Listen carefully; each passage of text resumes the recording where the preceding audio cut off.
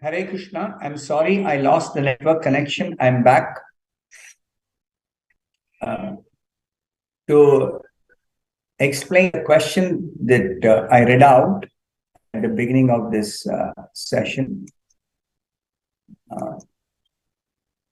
Yamaloka, those who are taken by Yamadutas, especially for punishment for extremely sinful activities, they are given a covering over their subtle body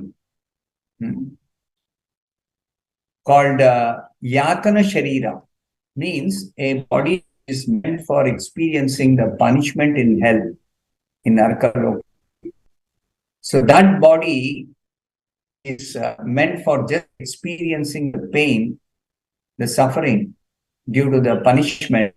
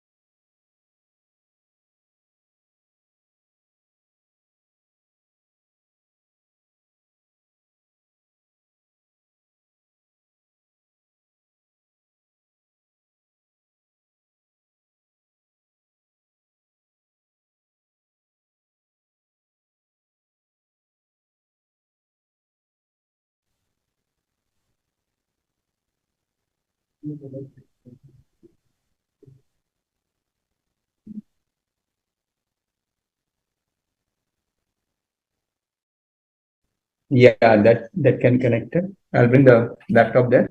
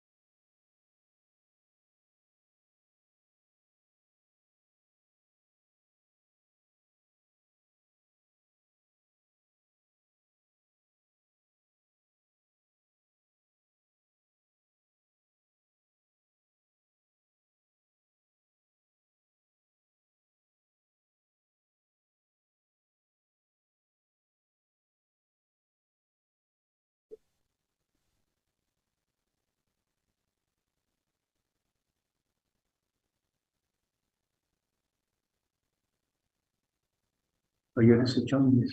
It's not enough.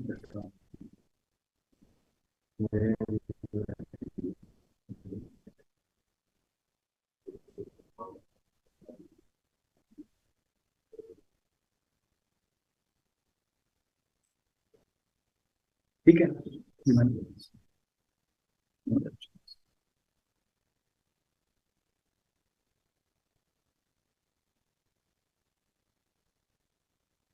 Hare Krishna. I am back. There was a problem, technical problem with my connection. So now I think I have a better connection. So stay tuned. I'm trying to answer the very first question. I got interrupted many times because of the network becoming disconnected. So Yamadutas give a subtle body, not a subtle body, a covering called Yatana Sharira to a person who's supposed to get punishment in Naraka, hell, before getting the next body. Second question, how to maintain continuity in bhakti? To paraphrase the question a little more differently, if your problem is that sometimes you do chanting, sometimes you don't, and you want to understand how to be regular in chanting every day, for this, you have to understand that you should try to chant after you get up in the morning and cleanse yourself. You just chant and then begin your day. Don't try to find time between different activities that you do during the day, because you get busy with different activities and making time may be a challenge.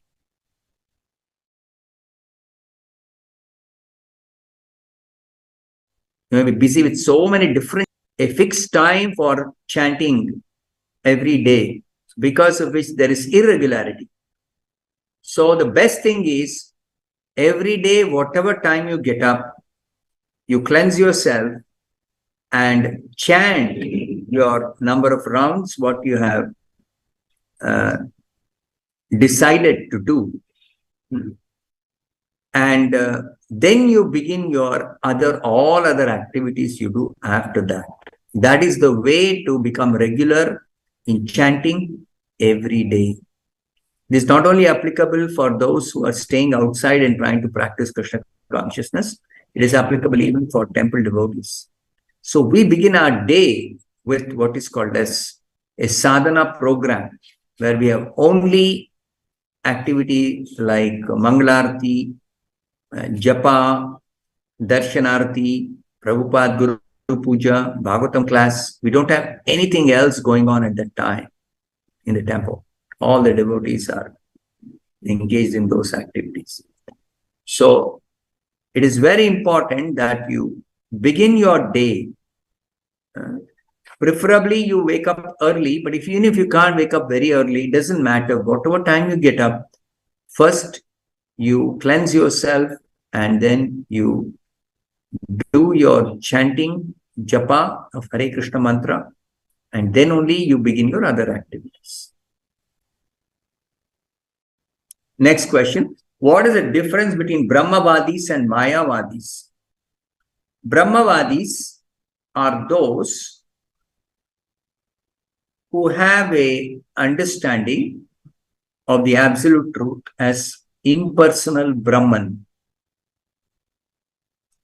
But Brahmavadis don't consider Krishna's form when Krishna incarnates in this world.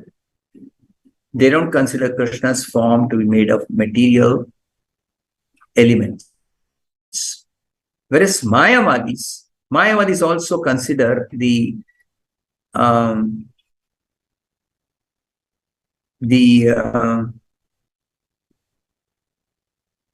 absolute truth to be impersonal Brahman, but they also consider Krishna's form in this material world, when Krishna appears, Krishna's form they think is made up of material elements.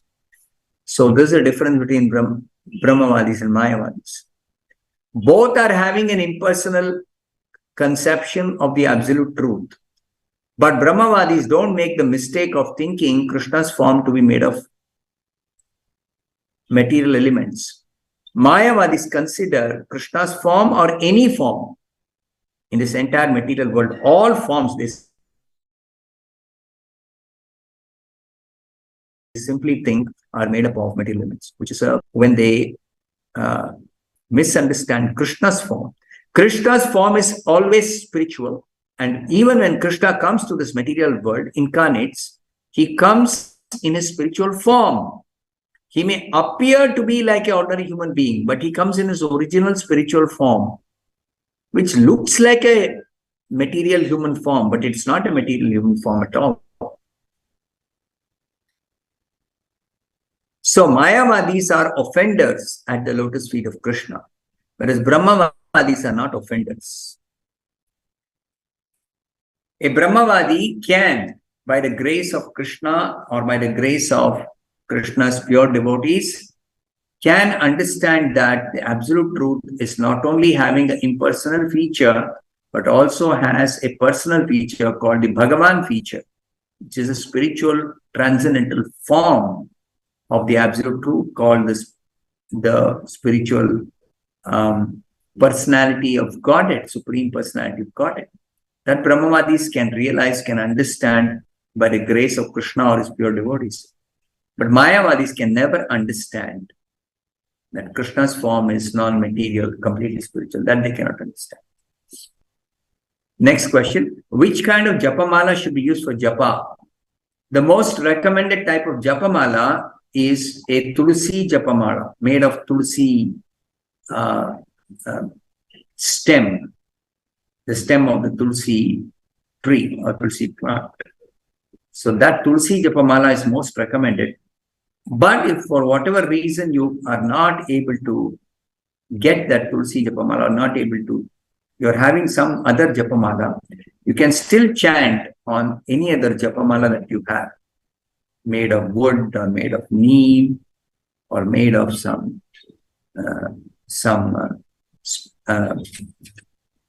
particular type of artificial material. Doesn't matter, because mala should be used for counting, and there should be 108 beads on the mala. So you should count on that Japamala containing 100 beads. In this way you should do Japa. Next question. How to understand Bhagavad-gita as it is in detail? How should I approach this task of correctly understanding the concepts taught in Bhagavad-gita? To understand Bhagavad-gita as it is in detail, you have to study systematically, beginning from the first chapter, first verse. Go on reading every verse translation, before that the word for meaning and the purport.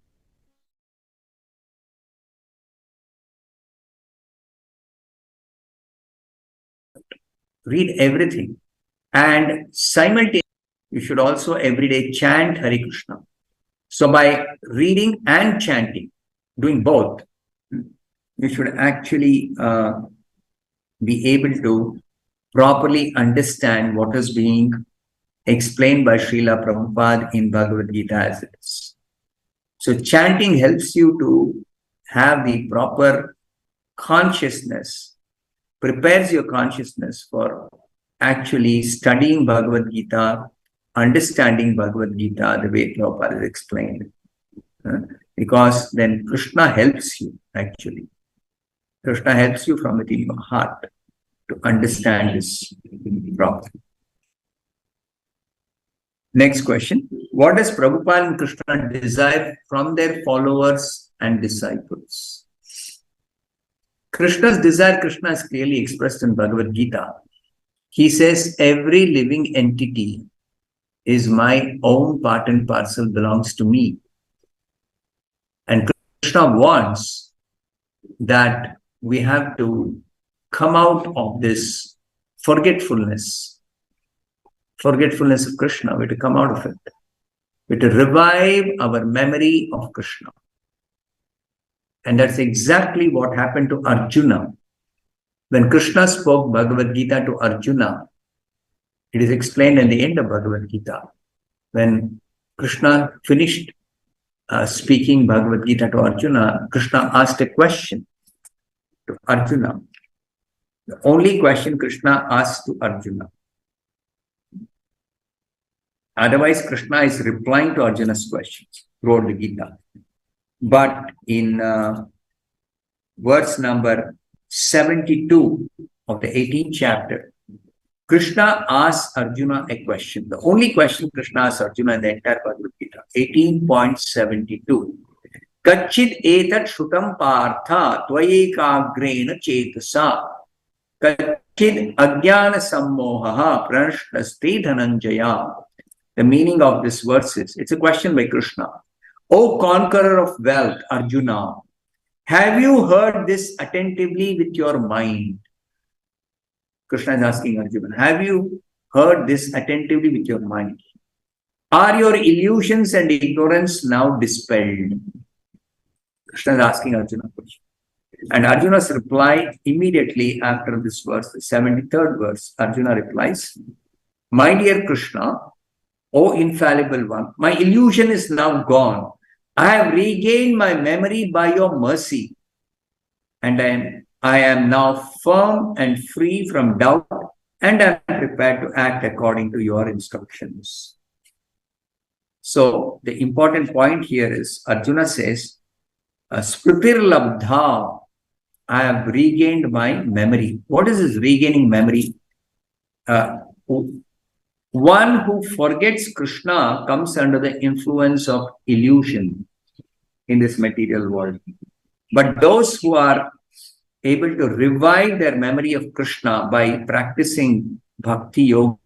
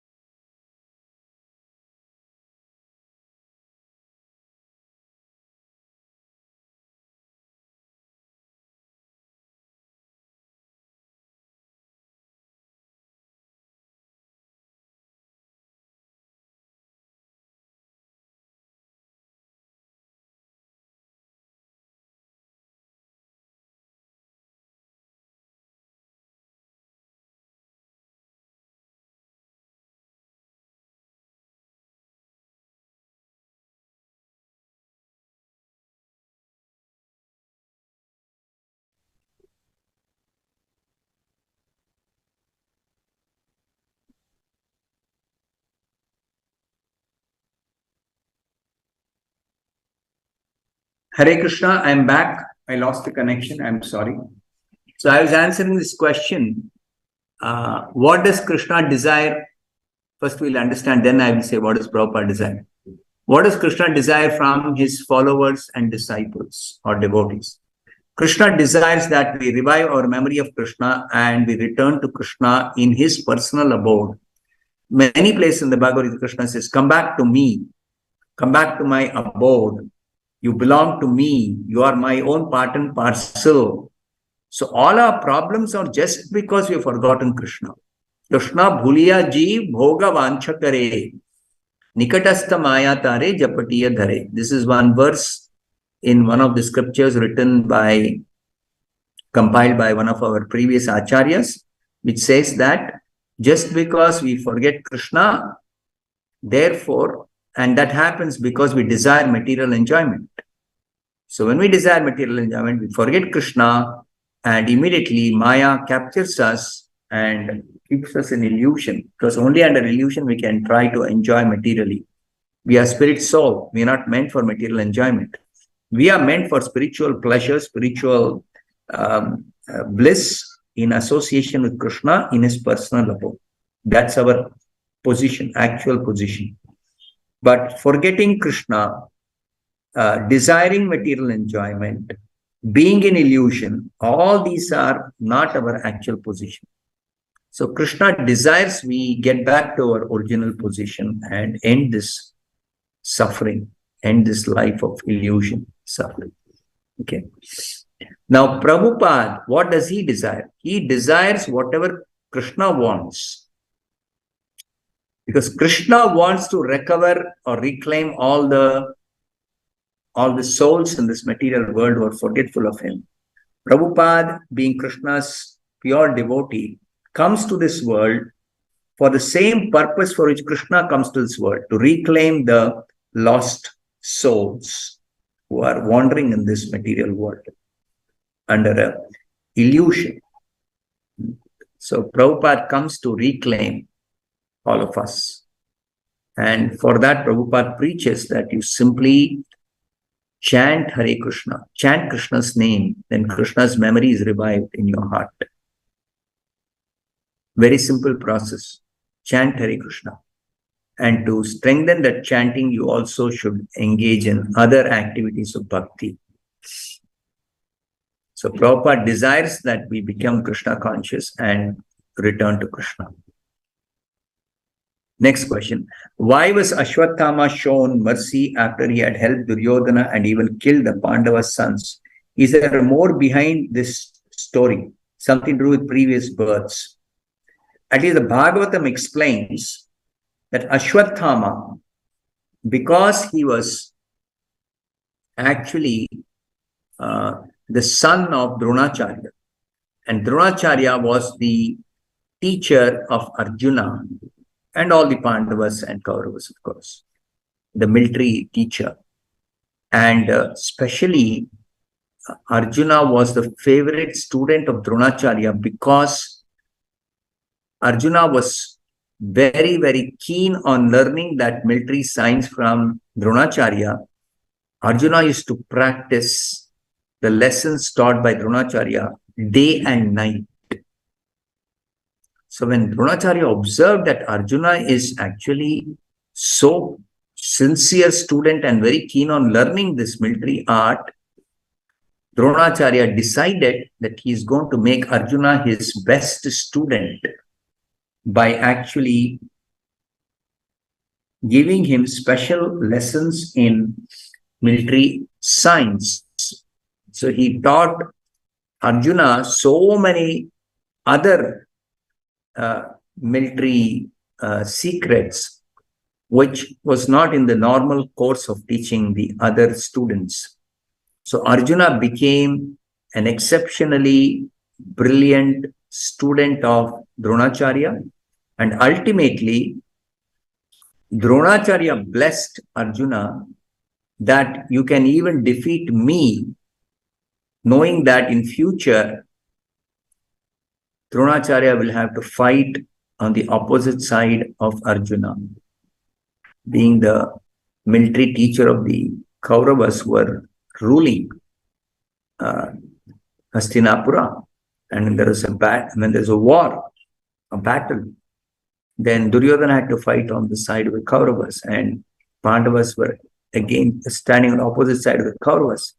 So Dronacharya knew this, and therefore he blessed Arjuna, you can even defeat me. So these are some of the explanations given in Bhagavatam, that because Ashvatthama was the son of Dronacharya, and because Dronacharya died in the fighting during the battle of Kurukshetra, and therefore Dronacharya's wife, Kripi, she had become a widow in the sense that she had lost her husband in the battle. So Draupadi considered that because her sons were killed by Ashvatthama, so as a mother, she could feel what is the suffering undergone by a mother when she loses her sons. So Draupadi did not want Kripi, the wife of Dronacharya, to suffer Ashvatthama being killed in addition to Dronacharya being killed in the battle. So with this consideration, Draupadi told Arjuna, please don't kill Ashvatthama. So therefore, his life was spared.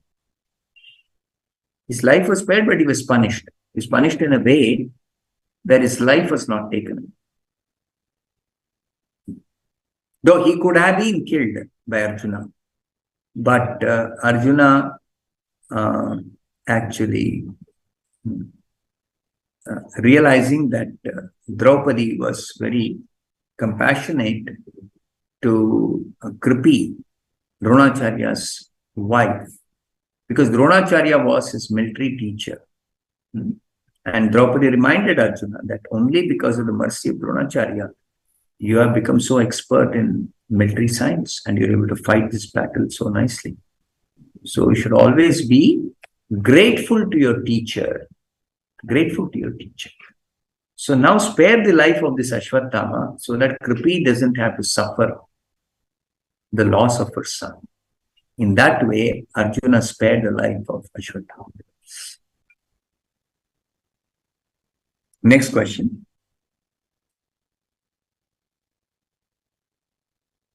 Are Param-tattva and Mahat-tattva the same? No, they are not the same. Mahat-tattva refers to the material energy in the activated condition at the beginning of creation by the glance of Mahavishnu. Param-tattva is the supreme absolute truth, the supreme reality, that is Krishna, the absolute truth. The two are not the same. Absolute truth includes all other realities, all other truths. But the Mahat-tattva is just the material energy, that's all. So in addition to material energy, there is a spiritual energy, there's a marginal energy, there is Krishna, Supreme Personality of Godhead with his expansions, with his incarnations, with his all the potencies, everything. That is Param-tattva. Krishna, the supreme absolute truth. The ultimate reality includes everything. Mahat-tattva is just the material energy. Next question. In this age, when women and men study and work in schools, colleges, and workplaces here and abroad, while the Shastras say they should be apart, except in the case of marriage, with girls having to be married early, else they can be exploited. What can one do to ensure oneself and others are on the right path? So Srila Prabhupada says the Vedic culture is there should be no free mixing between men and women, except for some very, very minimum official reasons. There should be no mixing of men and women. Only mixing is allowed if a man is married to a woman. Otherwise, there is no mixing allowed, should be allowed. So that way, by not mixing freely, automatically there is less opportunity or less chance of exploitation, especially of women by the men or girls by the boys. Opportunity of exploitation is minimized. And also, the Vedic culture is women or girls have to be protected. That is very, very important. Protection of women or girls. According to the Vedic culture, the women are protected in all stages of their life. Before they get married, when they're young, in childhood, typically, until they get married, they should be protected by their father. And then in the middle stage, after they are married, till they become old, they should be protected by the husband. Then after that, they should be protected by their grown-up son or another guardian. So they should be under protection. That is absolutely required. Otherwise, the possibility exists some rogues or some ruffians or some demons will unnecessarily trouble, exploit women. So women have to be protected. This is true.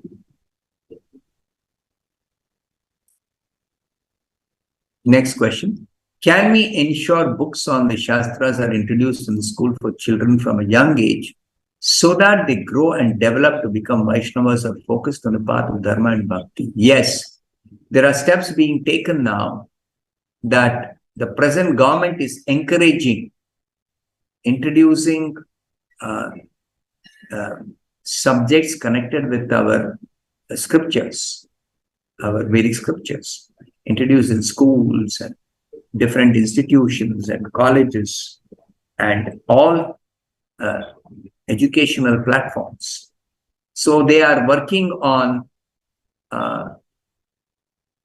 getting different institutions to suggest how the different spiritual organizations can work with the government for introducing these courses or subjects on spiritual subject matter in the schools and colleges. And now we are actively working with the government, and it's going to soon be introduced. Next question. Srila Prabhupada could have chosen more mature disciples to lead his mission before, say, someone trained in Bhakti, Puja, Dharma, etc. from a young age. Why did he choose people with little experience and maturity to lead? Prabhupada accepted anybody who came forward to actually, first of all, begin devotional service under his guidance. I'm sorry. Prabhupada preached in India from the time he got the instruction from a spiritual master, 1936.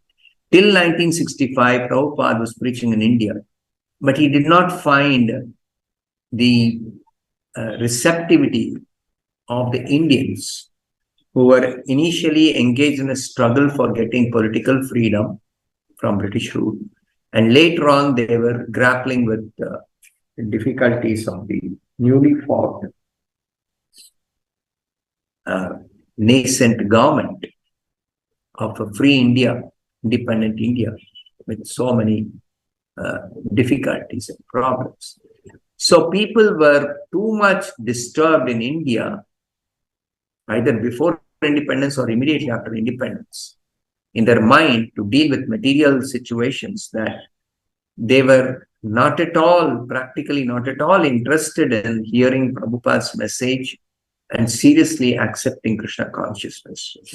And Prabhupada also had the instruction by his spiritual master, specifically he should preach in the English-speaking countries.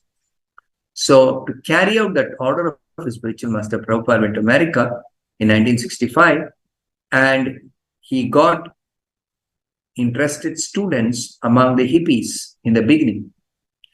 So those hippies, they became very serious. Some of them became very serious devotees.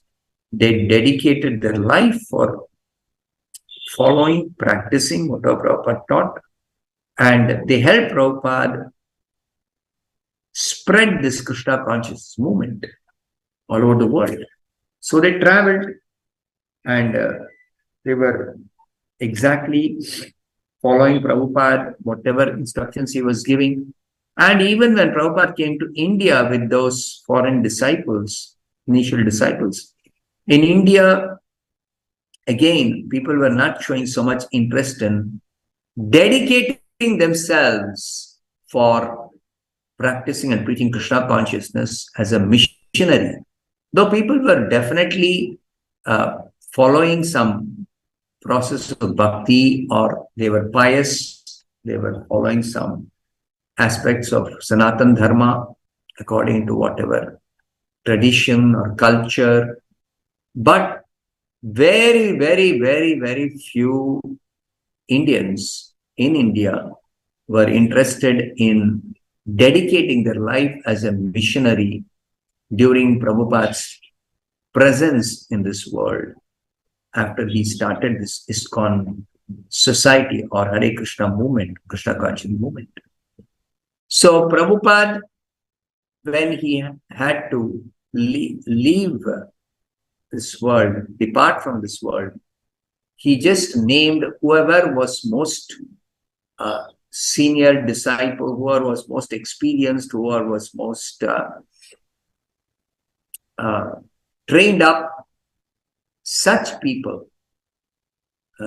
He gave them instructions, he trained them, he guided them, and he even had them doing so many duties, which initially he was performing. He had them do so many duties to actually leave them in charge of taking forward this mission he started. It's Krishna consciousness movement. So Prabhupada did his best. Now, after Prabhupada's physical departure, that some of them could not maintain their own devotional standing, or some of them could not follow exactly Prabhupada's instructions. That is an unfortunate incident. But that's now getting corrected with younger devotees or later devotees who are more responsible. They're taking charge, they're taking responsibility, and they try to correct. But Prabhupada's teachings, Prabhupada's books, Prabhupada's discourses, everything is available now, freely available for anyone who's serious about practicing devotional service. All guidance, all resources are available. You can read Prabhupada's books. Either you purchase a printed copy or you order it online if you're not able to. If you don't have a temple or a center nearby, you can order it online. Or you can even go on the internet and read directly online books. Everything is available. Lectures are available. Videos are available. Prabhupada's instructions are available in so many forms. And if you associate with devotees who are seriously practicing Krishna consciousness, and with their association, with their guidance, with their little listening, you can very easily practice and actually perfect your life and go back to God. That much Prabhupada has left behind for everyone. Next question. How does one chant and hear every word clearly when the mind is habituated to thinking or wanting to have some other engagement, like hearing some lecture or watching something nice? The mind is habituated to not being disciplined. The mind is habituated to. Because before coming to Krishna consciousness, we have given freedom to the mind to wander very freely. We never have endeavored, before we came to Krishna consciousness, to fix the mind only on one activity and only do that activity with full attention. We have never done that. Nobody is, I would think, most people, nobody would have told them even that such a thing is to be done. So when we begin chanting Hare Krishna and try to practice this chanting Hare Krishna nicely according to Prabhupada's instructions, based on the scriptural directions, then we realize that our mind is simply habituated to wandering, as you are mentioning in the question. So the mind has to be now disciplined. It takes some time. So you begin by, first of all, making a sankalpa, a determination before you begin chanting, that now I am going to chant the Hare Krishna mantra and I'm going to exclusively engage in this activity, let's say for the next 10 minutes. 108 times I'm going to chant one mala. I'm only going to do that activity. I'm not going to do anything else. Everything else can wait to be done later. So with this determination, it's called sankalpa, you should begin chanting. And during the chanting, as you have made the sankalpa, you will not let your mind go towards any other thought, any other activity, any other thing happening in your surrounding, any phone call. You're not going to let your mind attend to those things. So the practice is bring back the mind if the mind goes away. Bring back the mind. Just like a restless child, it wants to play, but mother wants the child to engage in some study, some basic thing. So when the mother says, you sit now and study for a little time, read or recite or repeat what I'm going to teach you, and later on you can play, but the child is so restless, it will keep trying to go away. But the mother somehow tries to bring back the child and make it sit down and do it. Like that, you treat your mind like a restless child, which simply wants to wander, does not want to fix on one activity and do that activity for a definite time. So you have to gradually change this habit of the mind. You have to change this habit of the mind. Gradually you can do it if you practice doing this. So every time you chant Hare Krishna Japa, counting on your beats, your definite fixed number of rounds, you should stop all other activity. And you should also fix your mind, or rather try to fix your mind, I would say. Try to fix your mind. So you will see as you keep practicing, the frequency of the mind going away from chanting will reduce. And you try to hear attentively the Hare Krishna mantra, because Krishna is present in the sound form. This hearing of Hare Krishna is not like hearing some ordinary sound. Don't think it's ordinary sound. Understand that it is Krishna himself, fully present. So if you hear with full attention, you can experience the presence of Krishna in the form of that Hare Krishna mantra. Krishna is fully present, means Krishna with his beauty, with his spiritual abode, with his devotees, with his opulences, with his paraphernalia. Everything is descending on your tongue, in your heart. So that you can experience when you properly chant and hear every word clearly as you're telling him the question. So practice this.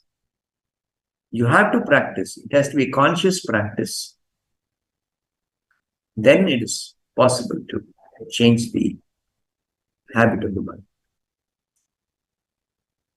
Next question. Can a Jeevanmukta see the spiritual world while even in this world? Jeevanmukta can not only see, but also he lives in the spiritual world. Can we also attain that state in this life? Yes. When you become Krishna conscious, when you advance in Krishna consciousness and become a pure devotee, then you can also attain that state. It is a question of changing our consciousness. Right now we are materially conscious, and we have to change this consciousness by the practice of bhakti. You become Krishna conscious, fully Krishna conscious. Next question. How does one wake up early for Mangala Arati without too much struggle and not feel tired because of it later? It requires practice. How do you practice? Let's say somebody's practice to get up at 7 o'clock in the morning every day. So if they want to try to wake up earlier than 7 o'clock, after having begun a practice of bhakti, then they should try to wake up, let's say, half an hour earlier than 7 o'clock, which is 6:30 a.m. So try to wake up 6:30 a.m. instead of 7 a.m. For that, you have to set up alarm or request somebody else who's awake to wake you up at 6:30. And also, you should sleep a little earlier than your normal time.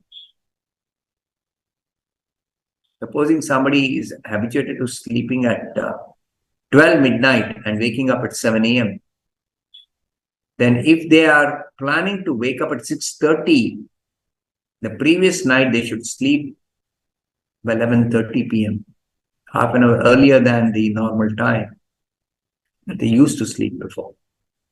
So that adjustment has to be done.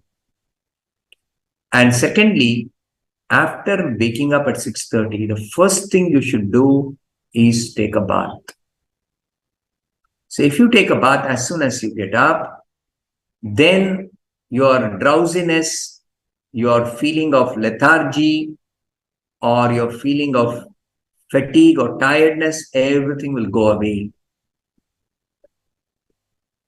This is what all the spiritualists do. They wake up in the morning and first thing they take a bath, which is not the normal case in the case of many people who are not practicing spiritual life. Most people who don't practice spiritual life, they may not be taking bath first thing when they wake up in the morning. But for spiritual life, it is very much helpful and it is essential. We have to cleanse ourselves externally if we are to practice devotional service, bhakti. So when you do this, then you become habituated to getting up at 6:30, then change it to 6 o'clock. Again, you have to sleep a little earlier. So you get your required rest at night and you're able to get up earlier than the previous practice. And this way, gradually, you will be able to get up early enough for Mangala Arati. Don't attempt all of a sudden to change your schedule to wake up very early when you're not used to waking up. Even, let's say, 6:30. You can't change it suddenly to 4 a.m. No, from 7 a.m. to 4 a.m. You cannot change like that. Little by little, you change. Then it will not be very difficult for you to change. It become practice to get up early. The next question, can one love one's friends, family, and others while practicing Krishna consciousness? Yes, it's possible. But then please understand what is love. In the context of spiritual life, when you understand your spirit soul and everyone else, your friends, your family members, and every other person is actually also a spirit soul. Then what does it mean to love spirit? So far, we only knew people are their body. And we know only how to love body. We don't know how to love spirit. So that you have to learn. You have to learn from Srila Prabhupada's books, from the scriptures you have to learn. So it takes time. So first of all, you express your love for others by serving them and not expecting anything in return for the service you give them. So this is the beginning of love, real love of the spirit. What is that? You serve others whom you want to love and don't expect anything in return for that service. This is real love. So you should practice this. Practice this.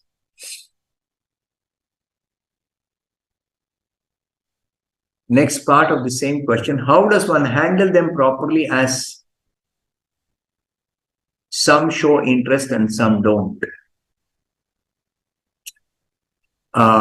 Whether they are interested in Krishna consciousness or not, when you begin to serve them without any expectation in return, then they respond very nicely. Most of them will respond nicely to you. So that is the secret. Automatically, love brings in a change of heart in the other person. Real love. So I'll stop here. The remaining questions I will answer on the next week's exclusive question answer session. Thank you very much. Hare Krishna.